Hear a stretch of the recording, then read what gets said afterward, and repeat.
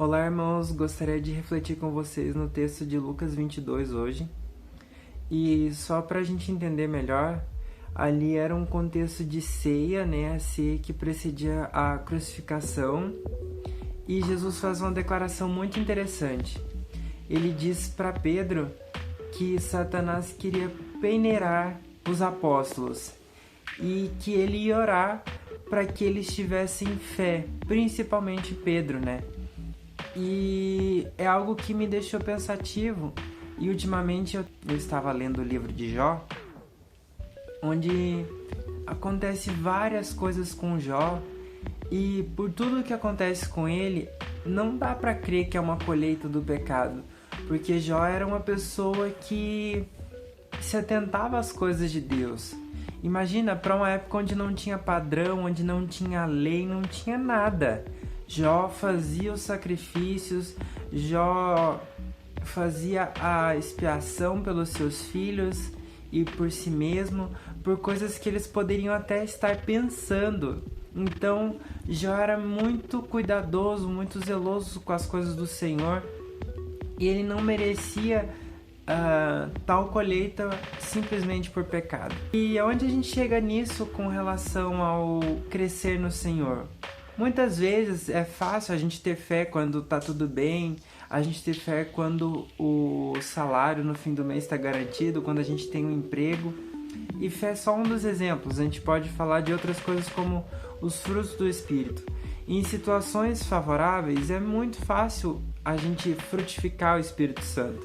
Mas o Senhor nos prova, nos testa, Ele nos leva além quando alguma adversidade vem sobre nós, né? Porque a gente só é aprovado depois de ter uma prova.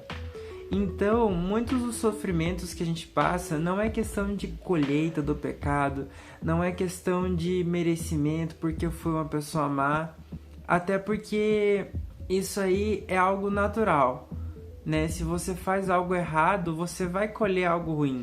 Mas e quando você está tentando, e quando você está buscando o Senhor, por que coisas ruins vêm?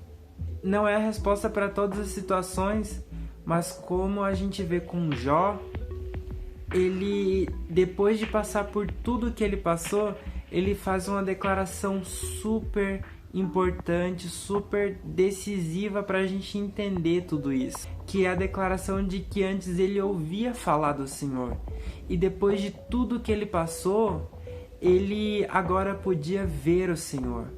Ele conhecia com seus olhos, não só de ouvir falar. Ele teve uma experiência profunda, uma experiência íntima com o Senhor.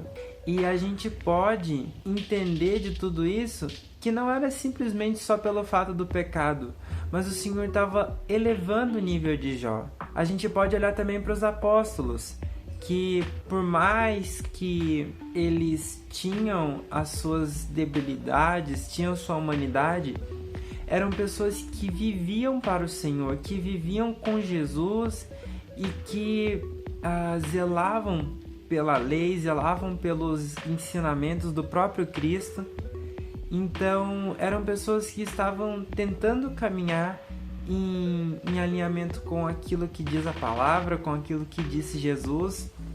E nós podemos ver que mesmo assim Satanás ia peneirar eles. Mas por quê? Porque o Senhor tinha algo além para eles. O Senhor precisava que eles fossem fortes, que eles fossem resistentes, independente da situação externa. Hoje, como mundo, como globo, a gente está passando por uma situação de peneira coletiva. Tá todo mundo trancado em suas casas, tem gente que já não se aguenta mais. Mas será que o Senhor não está gerando algo? Está gerando uma resistência? Está levando aqueles que entenderam a ir além?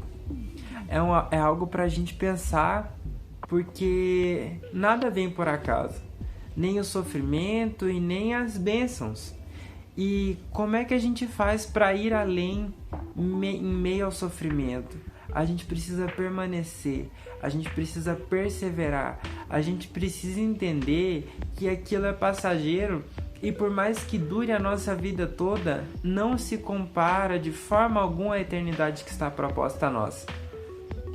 Então é esse pensamento que eu queria deixar para vocês e quero orar.